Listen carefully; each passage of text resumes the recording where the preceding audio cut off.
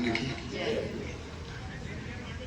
हमारे परम आदरणीय डॉक्टर साहब, इनके लिए जितना भी शब्द संजो है ना उतने कम है। ऐसी प्रक्रिया, ऐसा योग, ऐसी साधना मैंने पहली बार देखी है। राधे राधे। और वैसे सुबह का जो समय होता है ना कि वो बड़ा बेशकीमती होता है, और इसमें हम लोग अन्यत्र कहीं भी जाने आने के लिए समय दे नहीं पाते हैं। आपने बताया बहुत अच्छी प्रक्रिया है। ये तन को तो अच्छा रखती है, लेकिन मन से और ज़्यादा ही अच्छा हो जाता है। मैं तो जैसे ही आपके मंच पे आया तो एक अलग ही फीलिंग सर, अलग ही आनंद, जो यदा कदा बड़े बड़े सत्संगों में भी कभी कभी नहीं मिलती ऐसी फीलिंग जो हमको यहाँ मिलती है। ऐसा आनंद, ऐसा अद्भुत स्वरूप, भक्ति का भी है, संगीत का भी है, और आपका स्वर भी बहुत बढ़िया। कहते वॉइस भी जो गाने की होती है ना सर, बहुत अच्छी। परमात्मा ने आपको यूँ समझो कि कुछ विशेष सांचे में ढाल करके संसार में भेजा है। तो भगवान के लिए भी शुक्रिया, और आपके पुरुषार्थ के लिए भी बहुत बहुत धन्यवाद। भगवान ने जो अच्छा दिया है, मनुष्य का जीवन पा करके अगर हम कुछ अच्छे काम ना कर पाए तो फिर ये जीवन बेकार है। तो शास्त्रों ने धिक्कारा है कि भागवत जी में बड़ा सुंदर श्लोक आता, दिग्बलम धिक जीवनम प्रजाहीनम। जिसने कोई परोपकार नहीं किया, जिसने कोई नेक कार्य नहीं किया है, उसके जीवन को धिक्कार है। उसके बारे में कुछ चर्चा करना ही व्यर्थ है। तो आप लोगों का अधिक समय नहीं लेंगे, क्योंकि भी बहुत सारे कार्य बाकी हैं, और भागवत कथा भी कल्याण नगर में शीतला माता मंदिर में भी हो रही है। इसके बारे में राजौद में है।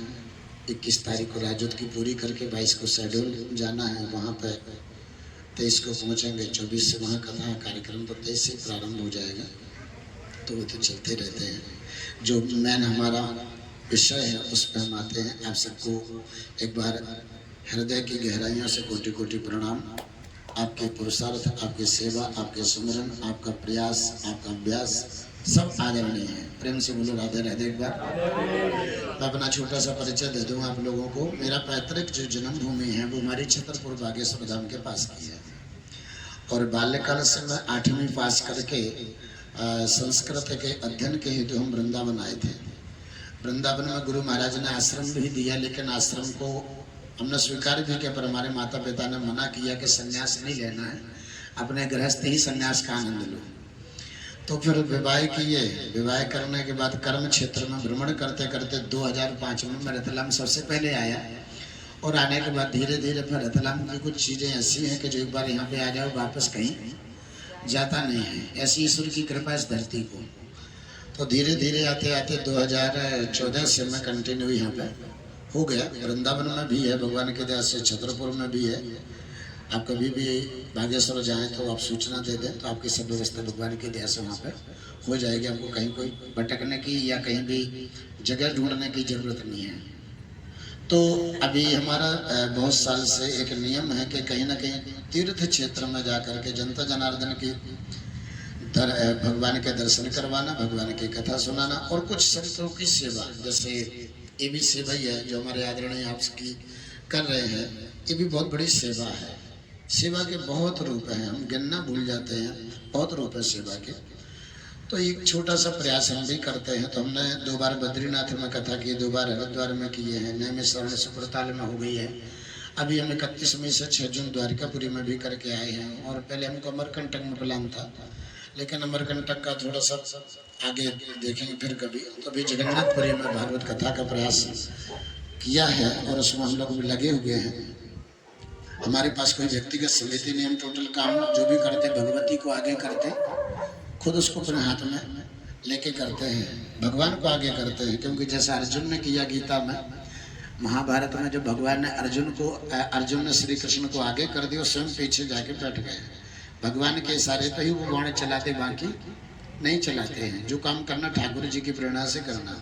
तो हमने भी वही उद्देश्य जीवन में धारण किया हुआ है। तो जगन्नाथपुरी में जो हम कथा कहने जा रहे हैं, ये 9 दिसंबर को यहाँ से निकलना है, और पंचमुखी बालाजी से हम बस करी हमने। उस बस में बैठ के इंदौर जाएंगे। इंदौर से हम सफ़र एक्सप्रेस में रिजर्वेशन होगा सभी का 9 दिसंबर को, तो जिस दिन हम जाएंगे फर्स्ट दिन आपका कुछ मेनू अलग है, हमारे आदरणीय बता रहे, आपको बताएं आपके बारे में, आपका कुछ प्लान अलग है। तो वो जैसा भी होगा उसको हम बना लेंगे, समझ लेंगे आपको कब यहाँ से निकलना है, कैसे निकलना है, वो तरीका सब समझ के जैसा भी होगा सब बैठ के डिसाइड कर लेंगे। और आगे भी दूसरी बात है 9 दिसंबर को यहाँ से निकलेंगे हम भागवत कथा, वहाँ पे हम 10 तारीख को पहुँचेंगे। हमारे हलवाई स्टाफ वगैरह सब पहले पहुँच जाएंगे और पहुँचने के बाद में वहाँ पे हम 11 तारीख को कथा प्रारंभ करें जो कि 17 तारीख तक चलेगी। वहाँ घूमने के लिए जो दूर देश के जो दर्शनीय स्थल है, मान के चलो पूरी भुवनेश्वर में, कटक में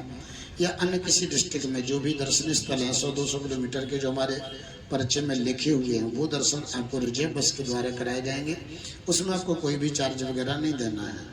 दूसरी बात, वहाँ रुकने के लिए होटल सब अटैच कमरे, गीजर वगैरह सब लगे हुए हैं और एक रूम में वहाँ पर 4 लोग, हमारे जो नियम है उसके हिसाब से 4 लोग रहेंगे, अपने ग्रुप के ही लोग रहेंगे। अन्य किसी व्यक्ति को हम आपके बीच में नहीं रखेंगे, क्योंकि अन्य लोगों को रखे तो उसमें भी डिस्टर्बेंस बहुत ज़्यादा होता। अब 3 लोग पता चला बीड़ी पीते नहीं हो, चौथा मिल जाए बीड़ी वाला तो आदमी पूरा डिस्टर्ब हो जाता है। तो जो उसमें ग्रुप वाले ही रहेंगे, अपने यूनियन वाले ही लोग रहेंगे, बाकी दूसरे आदमी को हम इंटर नहीं करेंगे। भले वो 3 लोग रहें तो उसमें दिक्कत नहीं है, लेकिन ऐसा व्यक्ति हमें डालने में हमें परेशानी आती है कि हमारे द्वारा किसी भी क्रिया से हमारे साथियों को किसी प्रकार की कोई असुविधा नहीं होना चाहिए।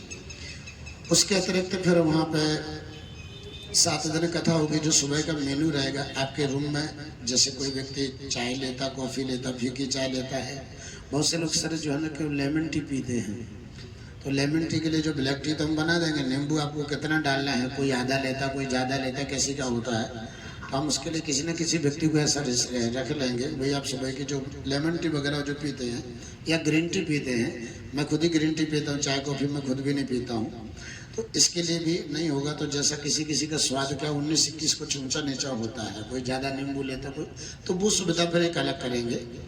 बाकी चाय कॉफ़ी दूध वगैरह की व्यवस्था वहाँ फुल फाट रहेगी, किसी प्रकार की कोई दिक्कत नहीं आएगी। और सुबह चाय के साथ नाश्ता रहेगा। बैटरी तो आपको कमरे में मिलेगी, पर नाश्ता और चाय के लिए रूम से आपको हॉल में आना पड़ेगा। वहाँ अपने हाथ से जो भी नाश्ता जितना लेना, जितनी चाय लेनी, आप अपने हाथ से ले सकते हैं। उसके बाद में फिर भगवान का पूजन, कथा, अभिषेक, जो भी ठाकुर जी की पूजा होती है नित्य नियम में, यदि कोई व्यक्ति भाग लेना चाहे तो उसमें ले सकते हैं। बाकी हमारे जो रेगुलर यजमान जी हैं, जिनको हमने ये पैसे में धन नहीं लेते हैं, व्यक्तिगत मांग हम कभी ना किए, ना भगवान हमसे कभी कराए, बस मन आया कि आप पूजा किया करें, क्योंकि उनका नियम संयम बिल्कुल हमारे आदरणीय की तरह है। जैसा भी आपका जो सिस्टम है वैसे उनका भी है बहुत अच्छा। तो उनको हमने करीबन 2018 से ये अधिकार दे रखा है। 80-82 साल के हो गए हैं, तो वो हमारे साथ बिल्कुल कदम से कदम मिला के चलते हैं। तो वो तो रेगुलर रहते ही रहते हैं। बाकी यदि कोई दूसरे व्यक्ति भी भाग लेना चाहे पूजा पाठ में तो वो ले सकते हैं। हम किसी का हाथ पकड़ के आगे करेंगे नहीं, स्वेच्छा से जो भी हमारे पास आएगा उसको हम आगे बैठा देंगे। उसके बाद में फिर कथा होगी 12:30 बजे। हम साधु संत ब्राह्मणों को न्योता देते हैं डेली के लिए, एक बार न्योता दे देंगे, 7 दिन आएंगे वो दोपहर में। उनका भोजन प्रसादी अपन करवाते नियम पूर्वक, बाकायदा उनको आसन देना, उनके तिलक करना, चंदन लगाना, दक्षिणा देना, भोजन देना। तो मिनिमम वहाँ पर हम 50 रुपया प्रति महापुरुष को देते हैं भोजन का, क्योंकि ज़्यादा अपनी कैपेसिटी नहीं है। जो भी कहना साहब कहना, एक दिन का मैटर हो तो अपन 200 दे दें, लेकिन अपन को 7 दिन चलाना। और ये भी देखना कि कितने लोग आ जाएं। अगर 25 की जगह 50 भी आ जाएं तो भी अपन को उनका आदर करना, सत्कार करना। उनके भोजन के उपरांत अपनी जो जनता जनार्दन रहेंगे उनका प्रसाद होगा। और फिर उसके बाद जिसको स्वेच्छा से जहाँ भी घूमना वो घूमेंगे। शाम को फिर चाय रहेगी 5 से 6, और उसके बाद रात्रि सत्र में भोजन होगा 8 बजे के आसपास। और उसके बाद में जिसको दवाई गोली वगैरह लगती है रात्रि में, और वो दूध से लेनी होती, बहुत सी गोलियां दवाई दूध से लेते हैं लोग, या किसी की आदत में है कि रात में दूध पीना, तो आपको कमरे में आपके दूध आ जाएगा। आप अपना दूध पी के बड़ी आराम से विश्राम करें, हमारी व्यवस्था। उसके अलावा जिस दिन हम घूमने जाएंगे दूसरी जगह, वो इसी 7 दिन में ही घूमना है। तो हम उस दिन सुबह जल्दी मॉर्निंग में और जल्दी उठेंगे, ताकि हम 6 बजे कथा चालू कर दें और 8 बजे कथा का विश्राम करके 8 से 9 तुरंत वहाँ जलपान करेंगे। जलपान करके जो बस रहेंगी, हमारे पास जो साधन रहेंगे, उन साधनों में बैठ करके हम देव दर्शन के लिए निकल जाएंगे। रास्ते में जहाँ भी एक जगह होटल्स वगैरह कहीं देखेंगे, समय देख करके वहाँ चाय वगैरह कराएंगे। वो चाय का शुल्क, कॉफ़ी का शुल्क जो भी होगा वो हम पे करेंगे, आपको नहीं देना है। उसके बाद शाम को जब आएंगे तो फिर भोजन करेंगे और आराम करेंगे। ये अपनी यात्रा की पूरी जो आपको जो मेरे को सूचना देनी थी। 17 तारीख को रिटर्न में 12:30 बजे जो 18 तारीख लग जाएगी, हम सफ़र एक्सप्रेस जो इंदौर आती है उसमें अपना रिजर्वेशन रहेगा। माना इंदौर से ही जाना है, इंदौर से ही आना है। इसमें 2 प्रकार के कोच हैं, एक तो स्लीपर और एक है थर्ड AC। तो इसमें जिसको भी जो सुविधा लेनी है उसमें स्लीपर कोच का 10,500 रुपया है और थर्ड AC का 13,000 रुपया है। खाली ट्रेन में अंतर है 10.5 और 13 का। बाकी जो सुविधा है वो सबको एक जैसी रहेगी, भोजन में, चाय में, नाश्ता में। हाँ, यदि किसी का एकाश्रण वगैरह है तो एक दिन पहले आपको सूचना देनी होगी, हमको दे दें या हमारे हलवाई जो रहेंगे, स्टाफ जो रहते हैं, आप उनको सूचना दे दें तो वो आपको एकाश्रण या व्रत का भोजन आपको बन जाएगा। बाकी व्रत का भोजन वहाँ बनना, दोनों टाइम भोजन ही रहेगा, कम तेल का, कम मसाले का, बिल्कुल शुद्ध सात्विक भोजन, बिना लहसुन प्याज का। क्योंकि हम भागवत कथा धर्माचरण करने वाले लोग हैं। यदि कभी कभी कोई ऐसे होते बीड़ी वगैरह पीना है तो आपको कथा पंडाल के बाहर पीना है। राधे राधे। वहाँ पर कथा पंडाल में बीड़ी गुटखा, आप कहीं धर्मशाला में हमारे कोई भी व्यक्ति हो, जैसे हमारा बताना कर्तव्य है ताकि कल को कोई अंधेरे में ना रहे कि हमको सूचना नहीं दी गई है, तो सूचना देना मेरा कर्तव्य है। मैंने वस्तुतः पेपर में भी लिखा हुआ कि धूम्रपान टोटल निषेध है। हम धर्माचरण करने वाले प्राणी हैं और हमें धर्माचरण की ही जरूरत है। तो वहाँ पर जो भी हम भोजन वगैरह के लिए सबकी सुविधा एक जैसी रहेगी। रोटी को प्रधानता दी जाएगी। हाँ, साधु संतों के लिए पूड़ी बनेगी। यदि किसी को लगता है कि पूड़ी खाना है तो पूड़ी भी रहेगी। किसी को लगता है रोटी, तो रोटी तो नॉर्मल है। आपको रोटी बाटी वगैरह कभी कभी स्वाद के हिसाब से, जैसा वो रतलाम के लोग हैं तो एक आध दिन बाटी बाफला हो जाएगा, फ्राई बाफला हो जाएगा, है ना, जो भी चीज़ है। ऐसा नहीं कि हम रोज़ रोटी ही खिलाएंगे, पर रोटी रहेगी डेली, पर बीच में बाफला बाटी भी रहेगी। भाई किसी किसी को रोटी के बिना काम नहीं चलता है, तो रोटी की प्रधानता रहेगी। मसाला कम रहेगा, गरम मसाला, तीखा मसाला, तिल वगैरह, तरी वगैरह, बिल्कुल आपको फीका भोजन मिलेगा। हाँ, लेकिन अचार वगैरह, मसाला वगैरह बना देंगे, जिसको लगेगा वो साइड से यूज कर सकता, ले सकता है। बाकी चीज़ों के लिए यदि किसी को मन में कोई भी प्रश्न है, कोई भी जिज्ञासा है, तो आप मेरे से निसंकोच होकर के बिल्कुल आप पूछ सकते हैं। उसका मैं जो भी मेरे से बनेगा, जो मैं सेवा कर पाऊँगा, उसके लिए मैं आपको बिल्कुल तुरंत ही उसका सही उत्तर दे दूंगा। यदि किसी के मन में कोई भी डाउट है, कोई भी चीज़ जाननी है, आप मेरे से निसंकोच पूछिए। घर मंदिर से नहीं वो कम, तुम रख दो जहाँ पे कदम। घर मंदिर से